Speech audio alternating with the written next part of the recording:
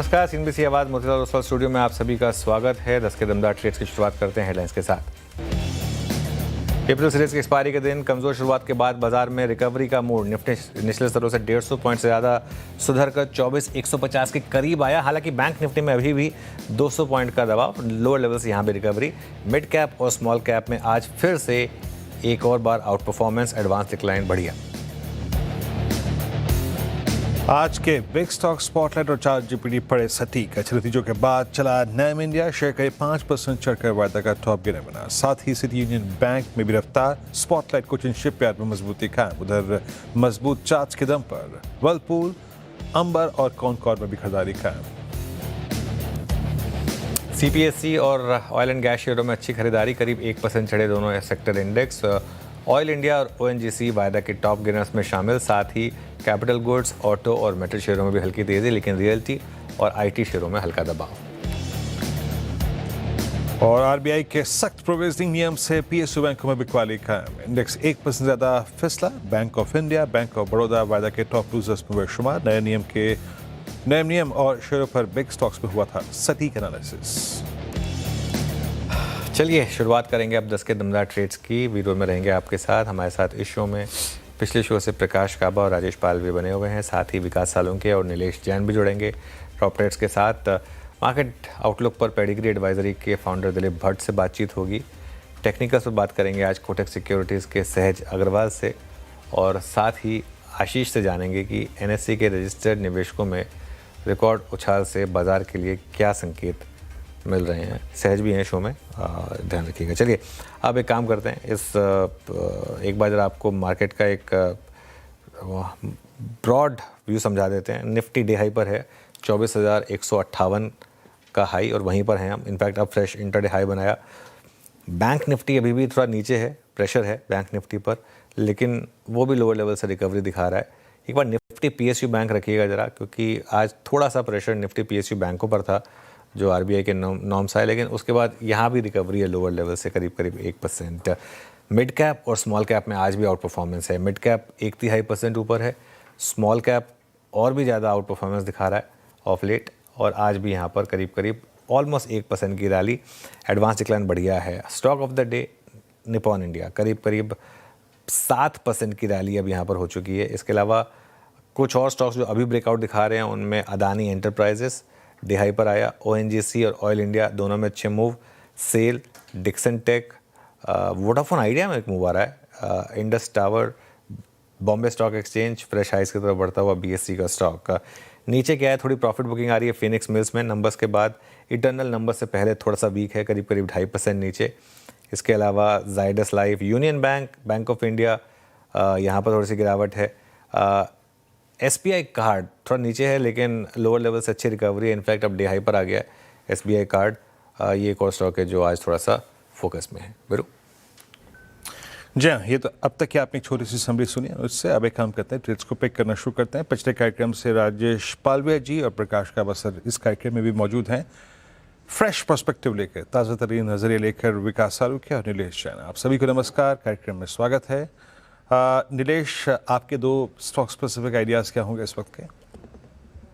Good morning Virendra ji, good morning सभी को। देखिए खरीदारी पर फोकस है, दोनों ही खरीदारी वाले स्टॉक है। सबसे पहले ईएमएस स्पेस में से एम्बर और डिक्सन दोनों का ही सेटअप काफी स्ट्रॉन्ग नजर आ रहा है, तो यहाँ पर मैं एम्बर को पिक करूंगा जिसका सेटअप काफी स्ट्रॉन्ग नजर आ रहा है। एक फ्रेश ब्रेकआउट हमने कल के सेशन में दिखा था, आज एक फॉलोअप मूव देख रहे हैं। तो ऊपरी सर ऊपर 8,500 तक की अपसर हमें यहाँ पे नजर आ रही है। पहला टारगेट 8,500 का होगा, दूसरा टारगेट 8,700 का होगा। थोड़ा सा पोजीशन लिहाज से यहाँ पर लॉन्ग बेट लेके चल सकते हैं। एंड 8,050 8,050 का यहाँ पे स्टॉप लॉस करना होगा। खरीदारी करने की सलाह होगी एम्बर के फ्यूचर्स में। उसके अलावा जो दूसरा स्टॉक हमारे रडार पर आया है वो है फार्मा स्पेस में से ग्लेनमार्क फार्मा। लगातार एक सीरीज ऑफ हाइट एंड हैबिटम फॉर्मेशन बना रहा है। आज एक फ्रेश अपमूव देख रहे हैं। फ्रेश अपमूव के साथ साथ अच्छे बिल्डअप लॉन्ग साइड में भी देखने को मिल रहे हैं यहाँ पर। तो ग्लेनमार्क के फ्यूचर्स को ऐड करके चल सकते हैं करंट लेवल पर या फिर थोड़ी सी गिरावट पर। स्टॉप लॉस सबसे पहले यहाँ पर रखना होगा 2,330 का। 2,330 के स्टॉप लॉस से खरीदारी करें ग्लेनमार्क के फ्यूचर्स को। अपसाइड में टारगेट होंगे 2,430 और 2,480। 2430 2480, ये 2 टारगेट को ध्यान में रखते हुए ग्लेनमार्क के फ्यूचर्स को लॉन्ग करके चल सकते हैं। ओके, ग्लेनमार्क आपके कॉल्स में शामिल। अगली दो ट्रेड्स पिक करते हैं। नीलेश जी की ट्रेड्स हो गई यहाँ पर। विकास, आप दो ट्रेड्स क्या पिक कर रहे हैं? Good morning Virendra ji. दोनों भी मेरे बाय साइड में रहेंगे, लार्ज कैप से ही है। ग्रासिम मुझे स्ट्रांग लग रहा है। अभी इस करंट लेवल पे नीचे में 2770 का इंपॉर्टेंट बेस बन चुका है, तो 2770 के स्टॉप लॉस से इसको बाय किया जा सकता है। 2940 के आसपास के टारगेट ग्रासिम में आते हुए देखने मिल सकते हैं। एक फ्रेश ब्रेकआउट इसमें देखने मिला है। लास्ट 2 वीक के ब्रेकआउट पॉइंट पे ये खड़ा था, आज यहाँ पे फ्रेश ब्रेकआउट देखने मिल रहा है, तो यहाँ पे एक अच्छा पॉजिटिव रीजन देखने मिल सकता है। दूसरा बाय कॉल रहेगा आईटी में, टीसीएस में, जहां पे कल भी हमने देखा था एक अच्छा अपमूव सस्टेन करते हुए देखने मिला था, और आज भी ये ऊपर की तरफ जाते हुए देखने मिल रहा है। तो ऊपर में जो टारगेट निकल के आ रहा है अराउंड 2600 के आसपास के टारगेट, मुझे लगता है टीसीएस में यहाँ पे एग्रेसिवली आते हुए देखने मिल सकते हैं। नीचे में जो बेस बन चुका है 2420 का है, तो 2420 के स्टॉप लॉस से टीसीएस को बाय कीजिए 2600 के टारगेट। ओके, ये आपका टीसीएस बाय कॉल। आज आईटी में एक बार फिर से बाइंग नजर आ रही है। प्रकाश सर, आपके दो कॉल्स। मेरा स्टॉक रहेगा जेएसडब्ल्यू स्टील। सेटअप सही लगता है मुझे। ट्रेड करा 1302, स्टॉप लगाएंगे करीब 1300 का, नहीं 1295 का। ₹7 का स्टॉप है। टारगेट रहेगा 1320 का। JSW steel. स्टॉक जो वीक नजर आता है वो है इटर्नल। यहाँ पर गिरावट है, 250 के आसपास ट्रेड कर रहा है। 245 का टारगेट होना चाहिए। स्टॉप होगा करीब 253 इटर्नल। ओके, इटरनल नंबर से पहले आज वीकनेस सेल और सेल प्लेसमेंट अगर आप देखें यहाँ पर इटरनल पे। राजेश पालवा जी, आपके दो ट्रेड्स। वीरेन जी, पहला स्टॉक जो पसंद आ रहा है वो है भारत फोर्ज। यहाँ पे अगर हम देखें तो स्टॉक अपने एक मल्टीपल सप्लाई जोन का ब्रेकआउट यहाँ पे करते हुए दिख रहा है, और ऑल टाइम हाई ट्रेजेक्टरी के आसपास अब ये बढ़ते हुए दिख रहा है। तो हमें लगता है यहाँ पे जो मोमेंटम बना है ये स्टॉक को फर्दर 1950 1960 की तरफ लेके जा सकता है। तो भारत फोर्ज में फ्यूचर्स पे बाय करने की सलाह है। On the down side stop loss होगा करीब 1880 के आसपास। दूसरा स्टॉक जो पसंद आ रहा है वो है अगेन मेटल स्पेस से, और उसमें हमें लगता है टाटा स्टील का प्लेसमेंट काफी अट्रैक्टिव लग रहा है। पूरे सेगमेंट में ही बाइंग इंटरेस्ट बना हुआ है। टाटा स्टील में फ्यूचर बाय करने की सलाह है। 217 के आसपास ट्रेड कर रहा है। अपसाइड के टारगेट 225 228 की तरफ आते हुए दिख सकते हैं। On the down side stop loss होगा करीब 214 के आसपास। ओके, यहाँ पे ये ट्रेड्स भी हो गए पूरे। थोड़ा सा अगर आप देखिए स्कैनिंग कर लेते हैं अब यहाँ पर क्या चीज़ अच्छा कर रहा है। निपन नैम आपके स्क्रीन पे आज का stock of the day sofa, जैसे कि सुबह आज आपको बताया गया था, ठीक उसी के अनुरूप चलता हुआ आज टेलीकॉम की तरफ सडनली अगर आप देखें तो सारा का सारा वाइट शफल हो रहा है। Look at idea. आइडिया आज बहुत दिनों बाद 10 के ऊपर मेरी नज़र अब गई।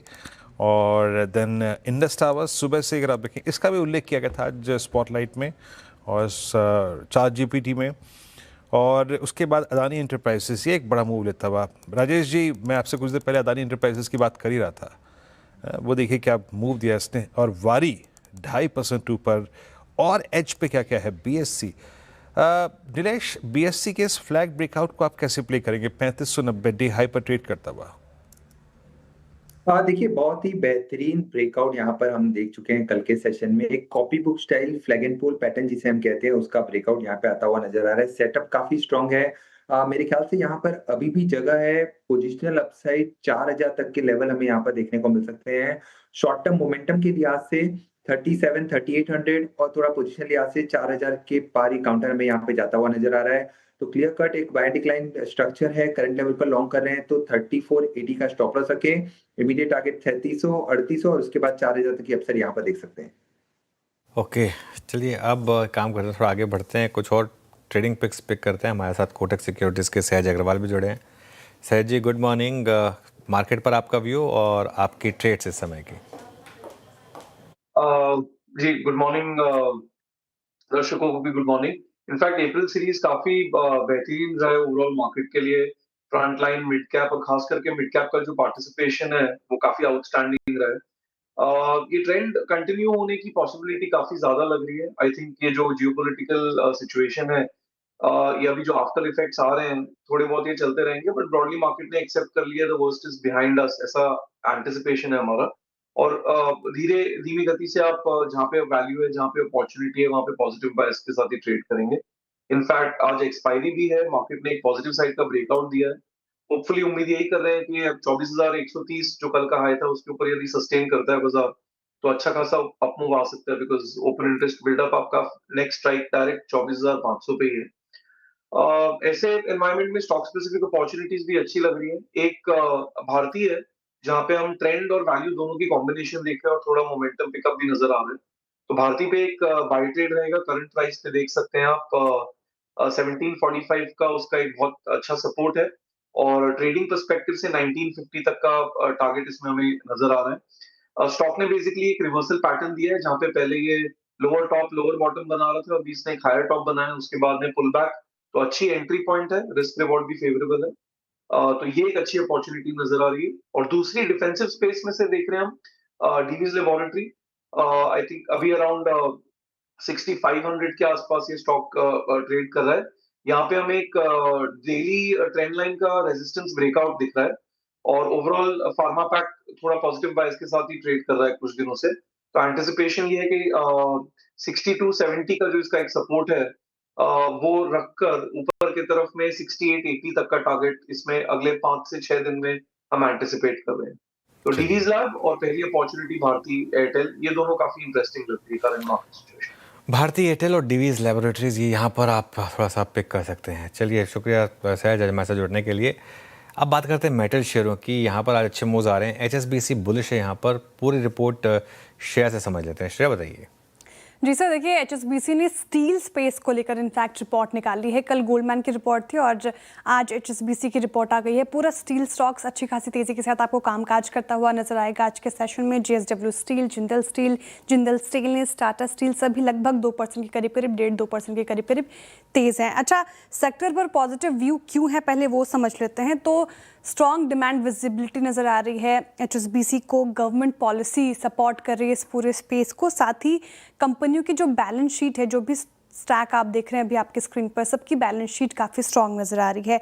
साथ ही जिस तरीके से अर्बनाइजेशन होगा, इंफ्रास्ट्रक्चर को बूस्ट मिलेगा, तो इस सारे ही स्टॉक्स को फ़ायदा होता हुआ नज़र आएगा। सबसे ज़्यादा पसंद है एचएसबीसी को इस पूरे स्पेस में JSW steel.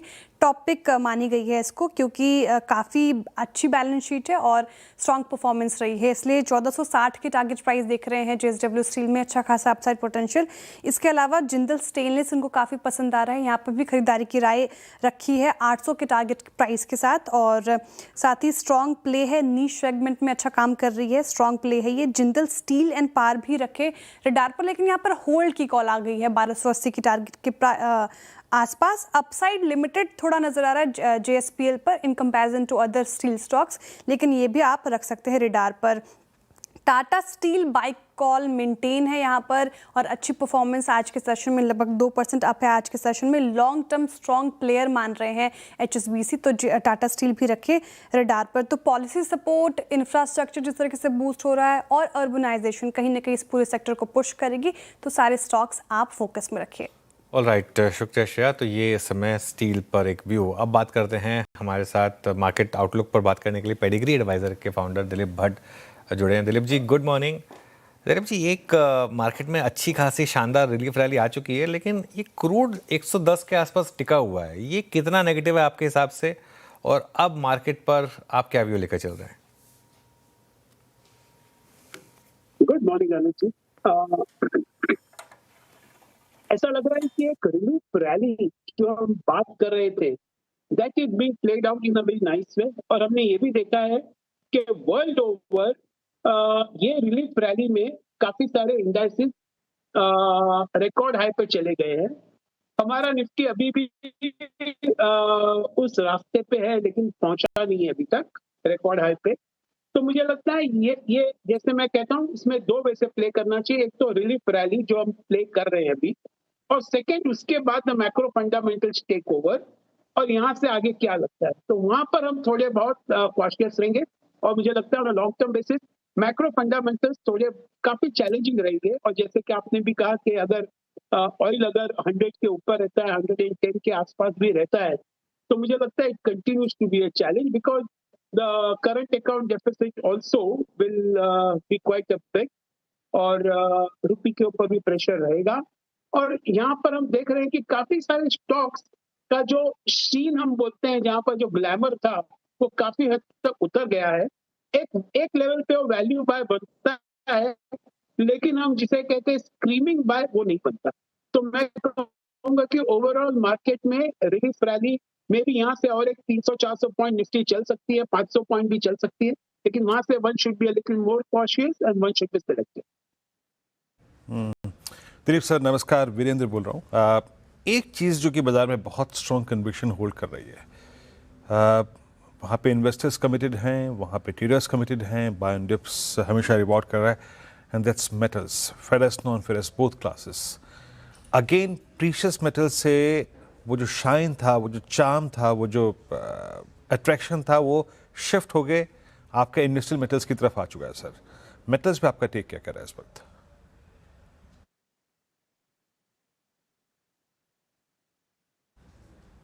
I think metals में जो मोमेंटम ने देखा है कि फेरस और नॉन फेरस दोनों में, वो शायद बना रहेगा काफी टाइम तक। मे बी नॉन फेरस में हम देख रहे हैं कि international events are also forcing quite a few shutdowns because of the expenses, because of the cost of inputs going up, और जहां पर हमारी कंपनीज को बहुत फायदा हो रहा है।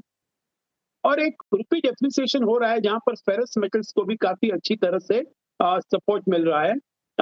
इट्स नेचुरल डिफेंस जो रुपी डेप्रिसिएशन दे रहा है। तो मुझे लगता है शायद ये मेटल्स में और एक मोमेंटम यहाँ से may be final 10 to 15% play बिल्कुल दिखाई दे रहा है।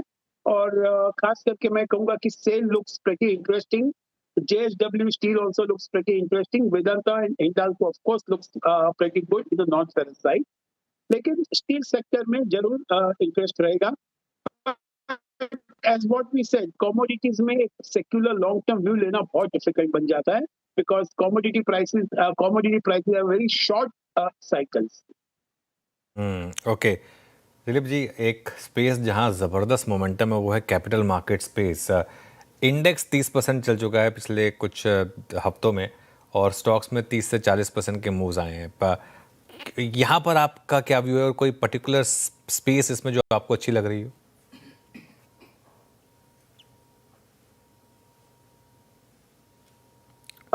अनुज, मैं पहले ये कहूंगा कि ओवरऑल अगर हम इंटरनेशनली देखें, सो एक कैपिटल मार्केट रिलेटेड है और एक AMC रिलेटेड है। तो कैपिटल मार्केट रिलेटेड जो अगर एक्सचेंजेस हम कहें या ब्रोकिंग कहें, तो उसमें इतना बहुत ज्यादा वैल्यूएशन नहीं मिलता। बट इंडिया की बात थोड़ी अलग है, because this is a rising space जहां पर अभी there is going to be more inclusion of investors. तो इस हिसाब से देखा जाए तो यहाँ पर एक सर मैं एक काम करते हैं सर, इसको इस ऑडियो लाइन को रीपैच करते हैं एक बार। अभी आपको सुनना और समझना बहुत मुश्किल हो रहा है इस ऑडियो क्वालिटी के साथ। ऑल दो आपके स्क्रीन पर आप देखिए निफ्टी कैपिटल मार्केट इंडेक्स इस वक्त डे हाई पे ट्रेड कर रहा है। एक बार जरा लेके आइएगा सारे के सारे स्टॉक्स, HDFC, AMC, CDSL और आपका BSE, आपका MCX, पूरी की पूरी थी। निफ्टी भी डे हाई पे ऑलमोस्ट, HDFC बैकफुट पे है, ठीक है, AMCs अच्छा नहीं कर रही हैं, BSE all time high, MCX अभी मैं BSE का चार्ट चेक ले चुका हूँ तो उसको दोबारा रिपीट नहीं करूँगा। MCX ऑलमोस्ट डे हाई पे ट्रेड करता हुआ। निपन लाइफ सुबह से अगर आप देखें नंबर्स का अच्छा करता हुआ। CDSL राजेश पालवे जी, ये अच्छा विकास जी से प्रश्न इनफैक्ट ही करता हूँ। विकास, ये डिपॉजिटरीज पर आपका टेक क्या है? CDSL को कैसे रीड कर रहे हैं आप इस वक्त? जी, जिस हिसाब से लास्ट कुछ दिनों में हमने देखा है कि थोड़ा सा यहाँ पे प्रेशर बिल्ड हुआ, बट लास्ट 3 दिन में हमने देखा है कि एक सस्टेनेबल मूव यहाँ पे देखने मिल रहा है। 1300 का इम्पोर्टेंट यहाँ पे बेस बन चुका है, तो मुझे लगता है 1300 के स्टॉप लॉस में इसमें पोजीशन बनाई जा सकती है। ऊपर में मुझे लगता है वापस ही 200 DMA के तरफ अप्रोच करते हुए देखने मिल सकता है, जो 1400 के आसपास के टारगेट यहाँ पे आते हुए देखने मिल सकते हैं। बट इम्पोर्टेंट जो बेस लेवल है वो 1300 है, तो 1300 के अगर नीचे फिसलता है तो ही यहाँ पे वीकनेस बढ़ सकती है। अदरवाइज मुझे लगता है यहाँ से एक पुल बैक रैली आ रही है। ओके, CDSL अच्छा। सर आपके ऑडियो में कोई दिक्कत थी और लाइन अब दुरुस्त हो चुकी है, प्लीज़ अपनी बात पूरी करिए दिलीप सर।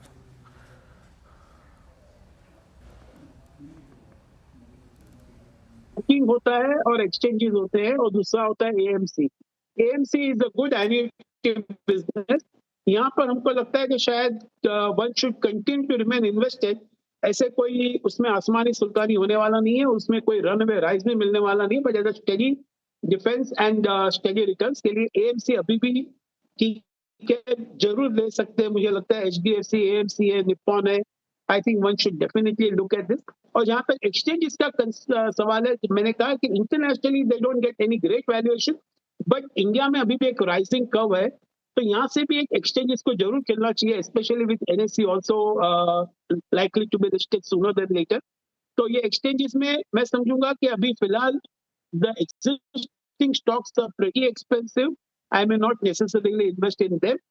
और ब्रोकिंग फर्म्स में मुझे लगता है something like Motilal Oswal looks pretty good, pretty interesting, the level at which it has कम।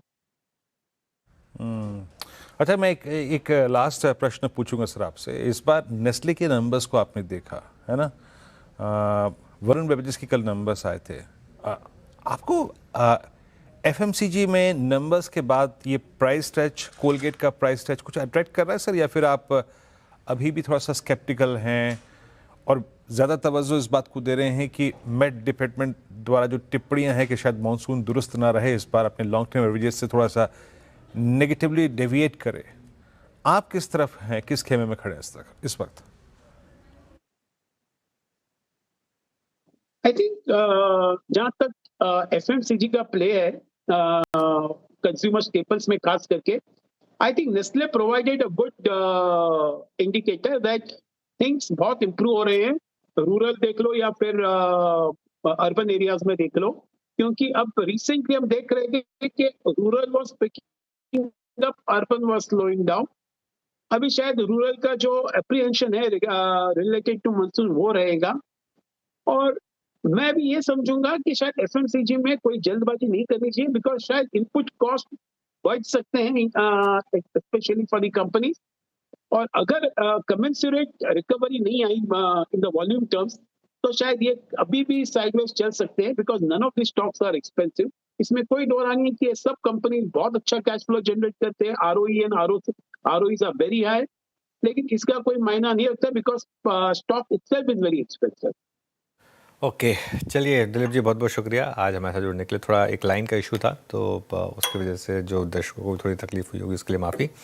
आगे बढ़ते हैं और बात करते हैं एक और इंटरेस्टिंग चीज़ की। भारतीय शेयर मार्केट में रिटेल निवेशकों की भागीदारी लगातार बढ़ रही है। एनएससी ने नया रिकॉर्ड बनाया है, 13 करोड़ यूनिक रजिस्टर्ड निवेशकों का आंकड़ा पार कर लिया है। इस खबर पर ज़्यादा डिटेल्स के लिए आशीष के पास चलते हैं। आशीष, बताइए क्या कह रहे हैं ये आंकड़े? सर, आंकड़े तो बहुत बढ़िया हैं और इस थीम की लगातार हम बात करते हैं। रोज शो में हम डिस्कस करते हैं कि capital market as a theme में ग्रोथ के अवसर अपार हैं, और बिल्कुल डेटा यही सपोर्ट कर रहा है। अब देखिए, निवेश की क्रांति पूरी तरीके से भारत में आ चुकी है, क्योंकि एनएससी की तरफ से जो डेटा दिया गया है इसमें यूनिक रजिस्टर्ड इन्वेस्टर्स देखें तो इसका बेस अब 13 करोड़ के पार जा चुका है। लेकिन खास बात मैं आपको बताऊं, पिछले 7 महीने में आप देखें ना तो 1 करोड़ नए जो निवेशक हैं यहाँ पर जुड़ते हुए नजर आए हैं। अब खास बात है कि ये 13 करोड़ है, लेकिन अगर आप टोटल क्लाइंट कोड्स देखें तो तकरीबन 25 करोड़ के आसपास, यानी 25 करोड़ खाते हैं आपके पास। और ख़ास बात यह है कि इन निवेशकों के बेस में हर 4 में से 1 निवेशक जो है वो महिला है। तो महिलाओं की भागीदारी, इनफैक्ट इससे पहले जो सेबी की रिपोर्ट थी वो बता रही थी कि महिलाएं मार्केट में ज़्यादा प्रॉफिटेबल भी होती हैं। खास बात ये भी है कि अगर आप इस पूरे इन्वेस्टर बेस का 40% हिस्सा देखें तो बहुत ही यंग इंडिया है।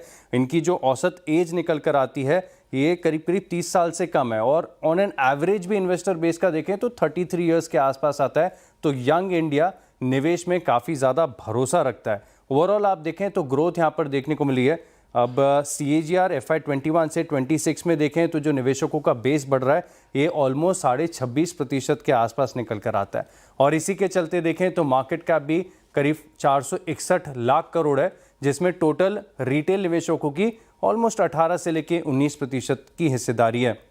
बाजार में देखें तो लगातार ग्रोथ के आंकड़े देखने को मिल रहे हैं, ऊपर नीचे होता रहता है, लेकिन लॉन्ग टर्म में देखें तो निवेशक अच्छे रिटर्न्स यहाँ पर बनाते हैं। अब इससे पहले ट्रेंड ये होता था कि आप देखें, बात करें कि सबसे ज़्यादा निवेश कहाँ से होता है, तो वही मुंबई, महाराष्ट्र, दिल्ली, यही आंकड़े आते थे। लेकिन अब पिछले 5 सालों में देखें ना, तो तस्वीर पूरी तरीके से बदलती जा चुकी है। अब ये बात सही है कि अभी भी महाराष्ट्र में सबसे ज़्यादा आपको निवेशक नजर आएंगे 2 करोड़ के आसपास, लेकिन अब दूसरे नंबर पर आता है उत्तर प्रदेश, जहाँ पर 1.5 करोड़ निवेशक हैं। गुजरात की बात करें तो 1 करोड़ 10 लाख है। लेकिन आप खास बात इस पर फोकस करिए कि जितने छोटे शहर है ना, उतनी एक्सपोनेंशियल ग्रोथ आ रही है। अरुणाचल प्रदेश में पिछले 5 सालों में जो इन्वेस्टर का बेस है ये 8 टाइम्स बढ़ चुका है। आसाम में जहां पर बेस बहुत कम था 7 गुना हो चुका है। मिजोरम छोटी सी जगह है, वहां पर आप देखें तो तकरीबन 9 गुने की बड़ी बढ़त यहां पर आपको देखने को मिली है। और पूरे भारत में आपको इक्विटी मार्केट के निवेशक नजर आएंगे, क्योंकि अब जो पिन कोड की कवरेज है इसे 100% ही समझिए 99.85 है। और जो टॉप 10 राज्य है, इनके बाहर का डेटा आप देखें तो टोटल निवेशकों के बेस में 27% का योगदान है। स्टॉक्स खरीदते हैं, निवेश करते हैं, ट्रेडिंग करते हैं, एफएनओ करते हैं, लेकिन एसआईपी पर डिसिप्लिन के साथ निवेश पर भी फोकस बना हुआ है। और इसी के चलते आप देखें तो FY26 में करीब 7 करोड़ 20 लाख नए एसआईपी अकाउंट जोड़े गए। ओके आशीष, तो इसमें 2 चीज़ें स्टैंड आउट कर रही हैं वीरू, और एक्चुअली श्रेया और कंचन आप भी इस बात को सुनिए कि यंग लोग इन्वेस्ट कर रहे हैं, तो I am assuming and I am hoping कि आप सब लोग इन्वेस्ट कर रहे हैं। दूसरी बात जो आशीष ने बहुत मज़ेदार कही कि 99.85% पिन कोड्स कवर हो चुके हैं। वो जो बचा हुआ 0.15% है ना, वहाँ किसी ब्लड प्रेशर मशीन की ज़रूरत नहीं होगी, क्योंकि वहाँ पर अगर आप मार्केट में नहीं है तो मतलब ये जो डेली के उतार चढ़ाव हैं इससे बच जाएंगे आप, है ना। मैं सोच रहा हूँ ये कौन से होंगे 0.15%। आशीष भी बताइएगा मुझे ज़रा, ये पता लगाना पड़ेगा कौन से हैं ये 0.15% जहाँ अब तक इन्वेस्टिंग नहीं हुई है। बड़ा अच्छा आंकड़ा था आशीष, बहुत बहुत शुक्रिया इस पूरे आंकड़े के लिए। और बहुत ही आप देखें तो बड़ी है ना, जिसे कहते हैं ना निवेश क्रांति, बिल्कुल सही नाम दिया आपने इसको। बहुत बहुत शुक्रिया आशीष। मीनवाइल निफ्टी बैंक लेके आइए आपकी स्क्रीन पे उस 56,000 के जोन से थोड़ा सा डिस्टेंस मेंटेन करता हुआ, और निफ्टी ऑलमोस्ट डे हाई पर ट्रेड करता हुआ। फिलहाल इस कार्यक्रम 10 कदमदार ट्रेड को एक विराम देंगे। आपका कोई प्रश्न हो ज़रूर पूछिएगा, एक्सपायरी डे को लेकर या फिर आपके निवेश, आपके ट्रेड्स को लेकर। श्रेया और कंचन छोटे से अंतराल के बाद लेके आएंगे ट्रेडर्स हॉटलाइन।